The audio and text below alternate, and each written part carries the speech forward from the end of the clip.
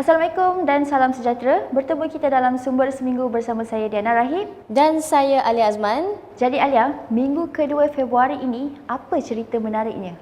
Pastilah perkembangan pilihan raya negeri Johor yang ditunggu-tunggu oleh ramai warga Johor dan parti politik tanah air.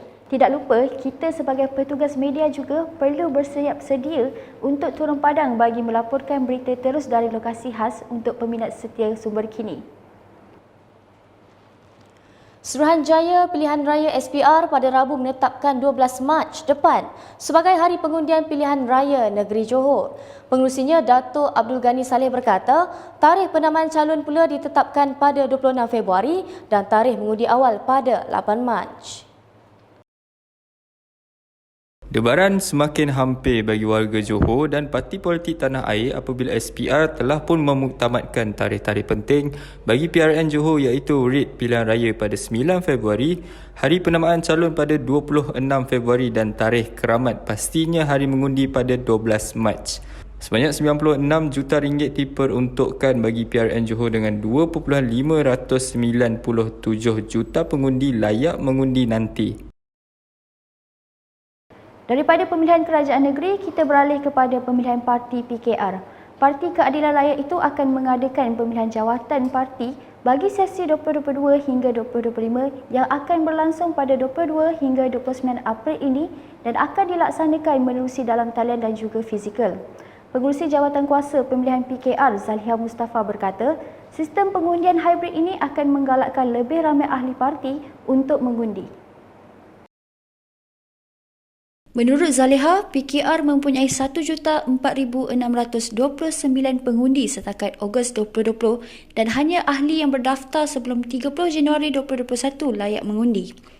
Dalam pada itu, antara pertembungan menarik dalam pemilihan kali ini ialah apabila pengerusi PKR Perak Farhash Wafa Salvador Rizal Mubarak mengesahkan akan bertanding di Gombak menentang Menteri Besar Selangor Datuk Seri Amiruddin Syahri. Biarpun mendapat kritikan, bagi Farhash itu adalah demokrasi. Mahkamah Tinggi Kuala Lumpur pada Selasa mengeluarkan perintah membekukan aset-aset bekas Perdana Menteri Datuk Seri Najib Razak yang dikaitkan dengan skandal penyelewengan One Malaysia Development Berhad 1MDB. Perintah itu dikeluarkan Pesuruhjaya Kehakiman Atan Mustafa Yusof Ahmad merangkumi aset bernilai 2.84 bilion ringgit dan menetapkan hanya RM100,000 sahaja setiap bulan yang boleh dikeluarkan oleh Najib. Hakim Atan Mustafa turut memerintahkan Najib atau sesiapa yang dilantik olehnya tidak boleh mengalihkan atau mengurangkan nilai aset 2.84 bilion ringgit yang dikawal bekas Perdana Menteri itu daripada nilai tersebut sehingga kes tuntutan yang dibuat oleh 1MDB selesai di mahkamah. Perintah sama turut dikenakan terhadap semua aset Najib yang berada di luar negara selagi mana berada dalam lingkungan nilai yang menjadi subjek tuntutan di mahkamah. Bagi tujuan sara hidup pula, jika Najib memerlukan lebih daripada RM100,000 sebulan, beliau perlu mendapatkan kebenaran bertulis daripada peguam cara plaintif pertama dan plaintif kelima. Setakat ini tiada sebarang kenyataan dikeluarkan Najib atau individu bagi pihak beliau berkaitan perkara ini. Perdana Menteri Datuk Seri Ismail Sabri dan Kerajaan Persekutuan digesa menubuhkan Suruhanjaya Siasatan Diraja RCI bagi menyiasat dakwaan portal antarabangsa Al Jazeera berkenaan kehilangan wang sebanyak 4.18 bilion daripada tabung Yayasan Sabah. Setiausaha Agung Parti Warisan Datuk Loreto Padua membuat gesaan berkenaan berikutan dakwaan kehilangan wang berlaku dari tahun 1986 hingga 1993.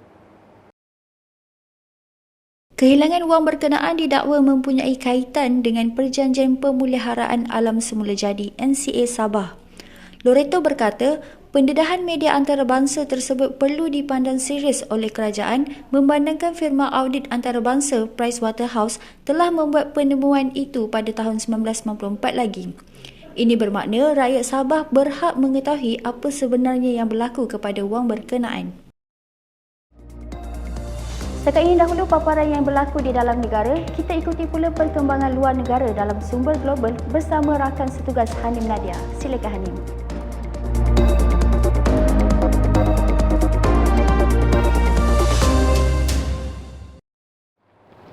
Terima kasih Alia dan Diana. Seterusnya, saya Hanim Nadia membawakan anda perkembangan semasa berita dunia melalui sumber global. Kita mulakan dengan perkembangan semasa COVID-19 di Indonesia.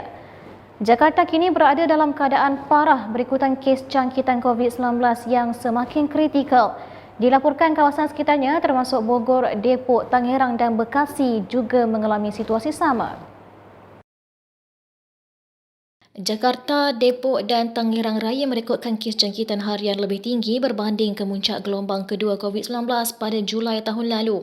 Kementerian Kesihatan merekodkan sebanyak 4,000 kes harian pada awal Februari 2022 di Tangerang Raya. Angka tersebut melebihi jumlah kes pada kemuncak gelombang kedua di Tangerang Raya yang sebelum ini direkodkan sebanyak 3,200 kes. Manakala Jakarta mencatatkan kes harian tertinggi pada 6 Februari lalu dengan 15,825 kes selepas ujian saringan dilakukan terhadap 6,406 orang. Gubernur Jakarta Anies Baswedan menyifatkan penularan kali ini sangat cepat dan mulai tidak terkawal. Sehubungan itu, rakyat Indonesia dinasihatkan agar terus mematuhi prosedur operasi standard SOP yang ditetapkan Republik berkenaan. Malah kerajaan Indonesia menyarankan agar setiap individu menetap di rumah sekiranya tiada keperluan yang mendesak. Ini bertujuan agar mereka dapat melindungi diri dan keluarga dari jangkitan serta penularan wabak COVID-19. Ini pula perkembangan menyayat hati di Maghribi yang berjaya meraih perhatian seluruh warga dunia. Orang ramai menghadiri majlis pengebumian Ryan Auram, kanak-kanak lelaki berusia 5 tahun yang terjatuh dan terperangkap selama 5 hari di dalam perigi sedalam 32 meter. Ratusan hadirin meratapi pemergian kanak-kanak itu di tanah perkuburan yang terletak di lokasi terpencil di utara wilayah negeri itu, beberapa kilometer dari lokasi tragedi pada Isnin. Keranda kecil menempatkan jenazah Ryan dilitupi kain hijau tertera ayat Al-Quran. Jenazah dimasukkan ke dalam liang lahat sambil diiringi doa dan bacaan ayat-ayat suci Al-Quran. Pada Sabtu lalu, orang ramai bersorak sejurus Ryan berjaya dikeluarkan dari perigi berkenaan. Bagaimanapun, sorakan gembira bertukar hiba apabila Istana Diraja Maghribi mengesahkan Ryan mengembuskan nafas terakhir sebaik sahaja berjaya dikeluarkan dan dibawa ke hospital berdekatan. Raja Muhammad ke-6 menghubungi ibu bapa Ryan untuk menzahirkan ucapan takziah atas pemergian anak mereka. Ryan dilaporkan terjatuh dalam perigi berkenaan pada petang 1 Februari lalu. Insiden berkenaan berjaya meraih perhatian masyarakat sekaligus mengundang simpati penduduk Maghribi dan seluruh dunia. Bagaimanapun, Ryan gagal bertahan dan meninggal dunia setelah beberapa minit diselamatkan dari perigi sempit berkenaan. Dari Maghribi, kita terbang pula ke negara Timur Tengah, Arab Saudi. Jemaah umrah luar negara perlu mengemukakan ujian RT-PCR atau ujian antigen dengan keputusan negatif dalam tempoh 48 jam sebelum pelepasan tanpa mengira status imunisasi, kata Kerajaan Saudi. Prosedur yang dikemas kini Kementerian Haji dan Umrah Arab Saudi itu berkuat kuasa mulai 9 Februari. Prosedur baru ini bagi kemasukan pengembara ke Arab Saudi bertujuan mengerjakan umrah dan ziarah. Arab Saudi telah mengumumkan sekatan perjalanan baru ini pada Rabu lalu. Kementerian itu berkata ini selaras dengan situasi epidemiologi tempatan dan global, malah langkah kerajaan ini demi memelihara kesihatan awam. Terdahulu, Arab Saudi menetapkan syarat pengembara perlu mengemukakan ujian RT-PCR dengan keputusan negatif dalam tempoh 72 jam sebelum tiba ke negara itu. Baiklah, dari Arab Saudi kita beralih pula ke Madagaskar. Sekurang-kurangnya 10 terbunuh dan hampir 48,000 orang kehilangan tempat tinggal selepas taufan Batsirai melanda Madagaskar sepanjang malam, kata Agensi Pengurusan Bencana Negara pada Isnin. Taufan itu kemudian menjadi lemah selepas membadai negara kepulauan miskin di Lautan Hindi berkenaan yang masih bergelut akibat kesan ribut tropika yang mengorbankan nyawa pada awal tahun ini. Beberapa kawasan di negara itu dilanda hujan lebat dan angin sebelum taufan berkenaan tiba di Mananjari. Wartawan tempatan di lokasi kejadian melaporkan taufan itu menumbangkan pokok, memusnahkan bangunan dan memaksa penduduk menahan bumbung zin rapuh yang bergegar kuat. Pejabat Meteorologi Madagaskar pada 6 Februari memaklumkan hujan tersebut menyebabkan banjir di beberapa bahagian sekitar negara berkenaan. Taufan Batsirai itu juga direkodkan sebagai taufan tropika terkuat yang membawa angin dengan kelajuan 165 km sejam menurut Fali Aditya Fabian dari Agensi Pengurusan Bencana Negara. Sehubungan itu, Paulo Emilio Rahul Linarivo yang bertanggungjawab bagi pengurusan risiko telah menyeraikan 10 orang didapati maut akibat taufan itu, namun tidak memberikan butiran lanjut. Bagaimanapun, pejabat meteorologi memaklumkan bahawa taufan Batsirai itu sudah melemah pada Isnin. Purata kelajuan angin taufan itu berkurangan hampir separuh kepada 80 km sejam, manakala tiupan angin terkuat berkurangan kepada 110 km sejam daripada 235 km sejam yang dicatatkan ketika ia mula membadai pada Sabtu. Sekian saja paparan berita dunia yang dapat saya kongsikan kepada anda pada minggu ini. Kembali bersama Alia dan Diana.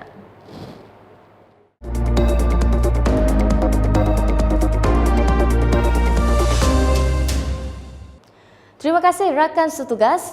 Jemaah umrah kini diwajibkan menerima dos penggalak yang menjadi antara prosedur operasi standard SOP baharu berkuat kuasa 14 Februari ini.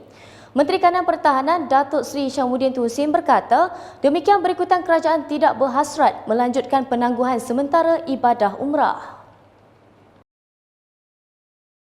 Kerajaan telah menetapkan SOP baru bagi aktiviti umrah. SOP baru ini akan dikuat kuasa bermula 14 Februari 2022. PIC, Person in Charge dari ejen pelancongan perlu memantau kepatuhan jemaah umrah semasa di Tanah Suci, perjalanan balik ke Malaysia dan semasa di PMA Malaysia turut serta dengan jemaah sekiranya melebihi 40 orang. Disediakan bagi setiap tempoh tersebut untuk jumlah jemaah kurang dari 40 orang kekal. Mewajibkan dos penggalak. Ketiga, membenarkan menjalani kuarantin wajib di tempat kediaman tanpa memohon kelulusan HQA.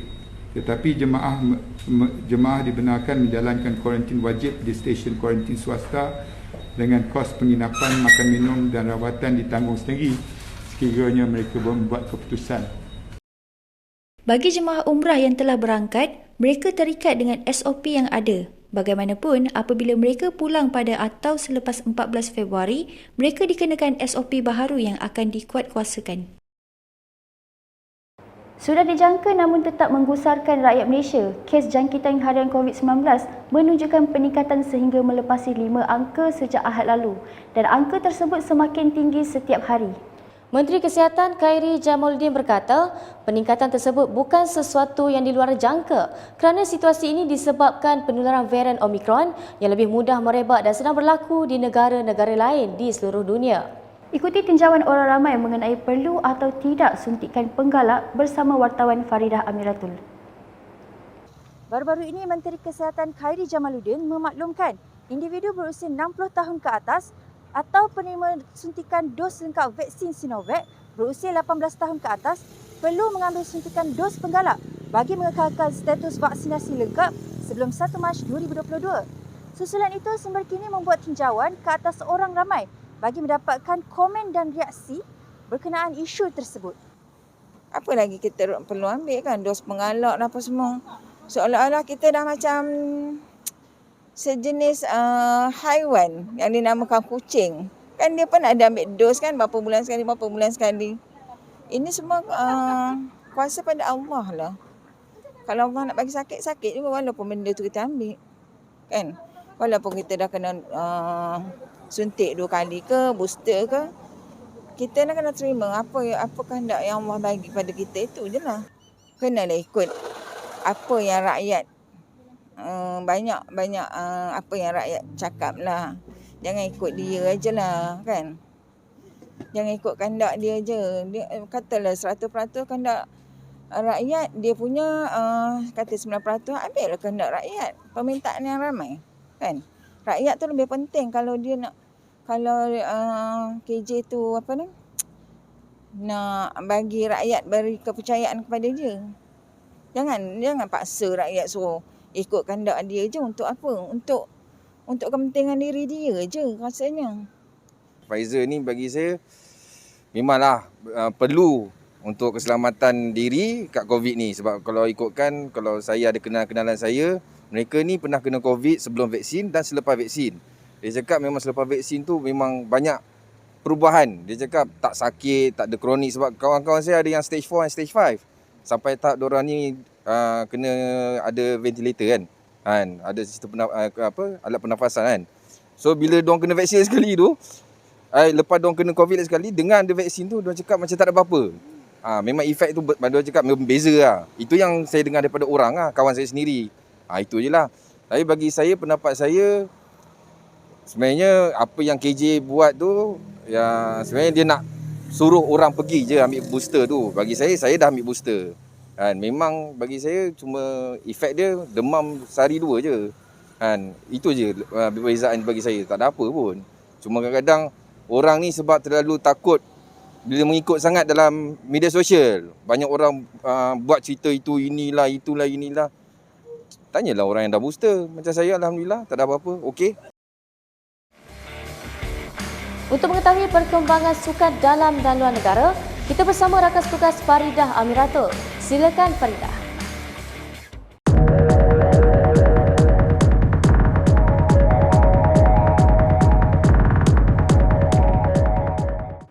Terima kasih Diana dan Alia. Bersama saya Faridah Amiratul dalam Arena Sumber untuk Sumber Seminggu pada kali ini.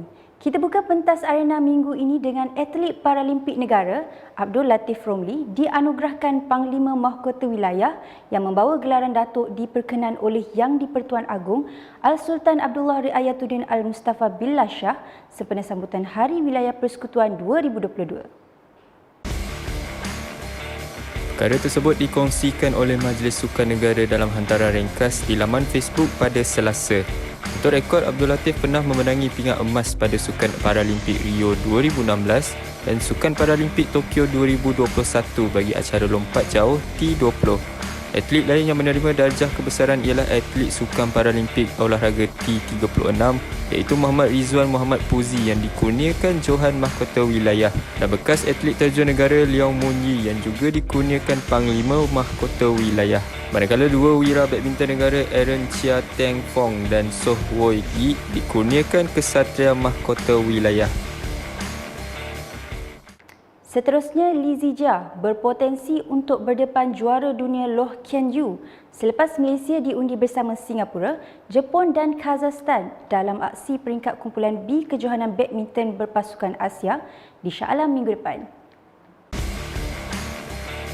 Ketua Jurulatih Skuad Persorangan Lelaki Kebangsaan Hendrawan berasakan Zijia mampu memainkan peranan penting dalam meraih mata pertama negara ketika mengetuai skuad lelaki terutamanya sewaktu menentang Singapura. Dalam pada itu, juara bertahan Indonesia diundi dalam kumpulan A bersama India, Korea Selatan dan juga Hong Kong. Dalam saingan wanita pula, Malaysia diundi dalam kumpulan Y bersama juara bertahan Jepun dan India. Kumpulan Z pula menghimpunkan Korea Selatan, Indonesia, Hong Kong dan Kazakhstan. 4 pasukan terbaik daripada setiap kategori akan layak ke pusingan akhir Piala Thomas dan Uber pada Mei hadapan. Sadio Mane menjaringkan gol kemenangan buat Senegal dalam penentuan sepakan penalti sekaligus merangkul kejuaraan Piala Negara-Negara Afrika pertama mereka dengan kemenangan 4-2 ke atas Mesir pada Selasa.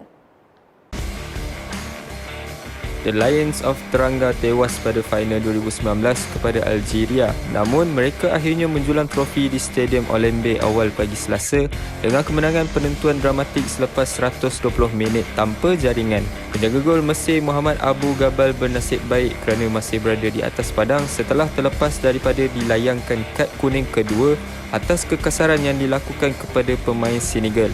Dalam pada itu, penyerang Liverpool itu membuat percubaan dengan melepaskan rinbatan mengatasi Abu Gabal selepas Edward Mendy menafikan percubaan Muhannad Lashin. The Lions akan bertemu Mesir sekali lagi pada 24 Mac bagi pertemuan play-off Piala Dunia 2022.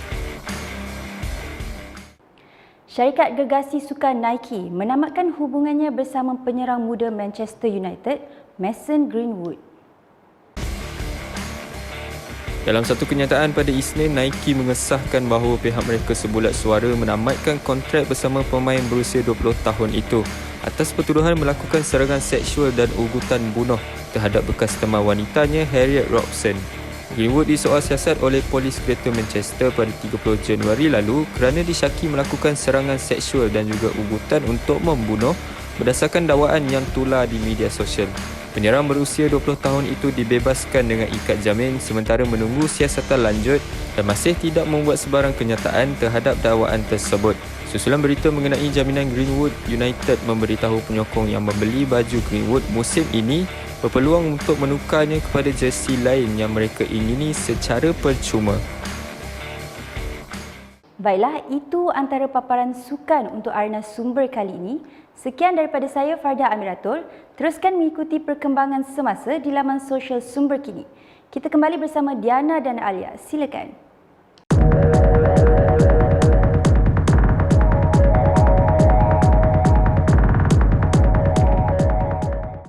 Pembelian panik selain sambutan Tahun Baru Cina dipercayai antara punca bekalan telur ayam berkurangan di pasaran sekitar Lembah Kelang dan beberapa negeri lain. Kementerian Perdagangan Dalam Negeri Putrajaya berkata pihaknya menyedari kekurangan bekalan telur ayam pada musim perayaan dan terus membuat pemantauan apabila menerima aduan. Sementara itu, Kerajaan Negeri Selangor membuat pengurangan harga telur bagi memberi pilihan kepada warga Selangor. Kekurangan bekalan telur ayam yang kritikal berlaku di beberapa negeri seperti Terengganu, Perlis dan juga Selangor. Berikutan itu, Kerajaan Negeri Selangor menawarkan ayam standard dan telur ayam dengan pengurangan harga istimewa dalam jualan barangan segar oleh Perbadanan Kemajuan Pertanian Selangor PKPS pada Ahad. Sekarang ni kita dah buat dapat pengurangan harga semasa RM12.40. Sekarang kita bagi dalam RM11.70. Maknanya masih ada pengurangan daripada harga pasaran. Tapi yang ada dalam program Satu Papan. Jadi apa yang kita buat ni, kita bukan nak kacau market, tapi dalam masa yang sama kita tahu bahawa ia boleh dikurangkan dan ia hanyalah untuk mereka yang memerlukan dan betul-betul memerlukan. Jadi sudah pasti saya tahu akan timbul ketidakselesaan. Ada dua benda ketidakselesaan, orang akan queue, orang akan beratur panjang dan sebagainya. Itu lumrah dan kita kena hadapilah. Yang kedua, ada orang sebut juga kenapa harga ni akan mengganggu pasaran. Bukan mengganggu harga pasaran. Kita sedar isunya boleh dikurangkan sampai ke tahap itu dan kita menawarkan harga untuk mengurangkan beban tersebut. Daripada bekalan telur ayam, kita beralih kepada isu beg berat. Isu yang masih belum diselesaikan oleh pihak berkuasa. Betul tu Alia. Baru-baru ini ada seorang bapa yang mengadu anaknya terpaksa menjalani pembedahan tulang belakang gara-gara anaknya menggalas beg berat. Seorang bapa yang juga pakar pediatrik Dr. Muhammad Zakrul Razmal Muhammad Podzi mendedahkan kepada media bahawa anaknya yang berusia 17 tahun menderita sakit belakang selama bertahun-tahun hingga tulang belakangnya bengkok 40 darjah atau dikenali dengan penyakit skoliosis. Hal ini membuatkan anaknya terpaksa menjalani pembedahan bagi membetulkan kedudukan tulang belakang. Sementara itu, menerusi Persatuan Ibu Bapa dan Guru PIBG, ramai ibu bapa mendesak masalah itu diberi perhatian lebih serius. Mengenai isu beg berat ni untuk budak-budak sekolah, bagi saya kalau ikutkan Persatuan Penilai Ibu Bapa kan, sebenarnya agak membebankan jugalah kepada budak-budak. Memang hanya bawa buku teks, buku aktiviti dengan buku tulis. Tetapi patutnya cikgu ni dia ada perancangan. Bermakna minggu satu mungkin menggunakan aktiviti saja. Jadi budak boleh bawa buku teks dan buku aktiviti ataupun bawa buku aktiviti saja. Sebab setiap mata pelajaran ada satu buku aktiviti. Jadi kalau 14 mata pelajaran, 14 buku aktiviti itu pun dah banyak. Cikgu perlu untuk membuat jadual balik, orang kata restructure balik schedule untuk benar-benar pada hari yang ada subjek itu perlu nyatakan awal-awal bawa buku aktiviti atau bawa buku tulis untuk mengelakkan isu beg berat budak sekolah pergi ke sekolah nanti. Mesti melalui guru buat perbincangan dengan guru besar dan memaklumkan pada ibu bapa. Sekian paparan sumber seminggu kali ini. Teruskan setia bersama kami untuk mengikuti perkembangan semasa dan terkini di laman sosial Facebook, YouTube, Instagram, Twitter dan TikTok Sumber Kini. Sebelum mengakhiri Sumber Seminggu, kami tinggalkan anda dengan paparan tular minggu ini. Assalamualaikum dan salam sejahtera. Banyak cerita, ada suka ada duka, cinta yang ingin ku tulis bukanlah cinta biasa. Cintaku bukan di atas kertas, cintaku getaran yang sama. Tak perlu dipaksa, tak perlu dicari, karena ku yakin ada jawabnya. Andai ku bisa berubah semua hingga tiada orang terluka, tapi tak mungkin, ku tak berdaya, hanya yakin menunggu jawabnya. Janji tidak setia,